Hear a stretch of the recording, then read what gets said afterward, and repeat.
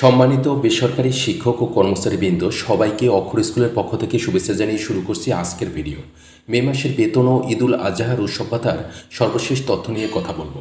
এর আগে অনুরোধ করব, যারা এখন আমাদের চ্যানেলটি সাবস্ক্রাইব করেনি তারা সাবস্ক্রাইব করবেন। আজ 2রা জুন 2025 সাল সোমবার।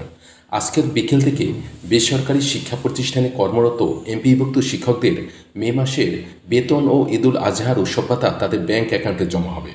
সোমবার 2রা জুলাই সকাল 10টা 40 মিনিটে দ্য ডেইলি ক্যাম্পাসকে তথ্য জানিয়েছেন মাধ্যমিক ও উচ্চ শিক্ষা অধিদপ্তরের education management information system EMIS সেলের senior system analyst Khandakar Azizur Rahman.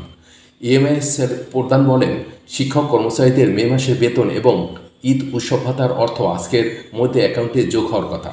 আজকের মধ্যে ব্যাংকে টাকা না যাওয়ার কোনো সম্ভাবনা আছে কি? এমন প্রশ্নের জবাবে তিনি আরও বলেন, আজ ব্যাংকে টাকা না যাওয়ার কোনো সম্ভাবনা নেই। জানা গেছে, দীর্ঘ 21 বছর পর এবারের ঈদে শিক্ষকরা মূল বেতনের 50% উৎসব ভাতা পাবেন।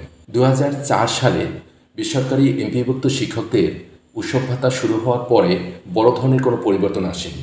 বড় ধরনের পরিবর্তন ঘটিয়ে এমপিভুক্ত শিক্ষকদের মূল বেতনের 50% উৎসব ভাতা করা হয়েছে এবং কর্মচারীরা আগের মতোই 50% উৎসব ভাতা পাবেন।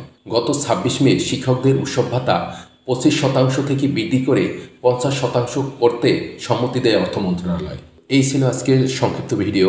সবাই ভালো থাকবেন। ধন্যবাদ সবাইকে।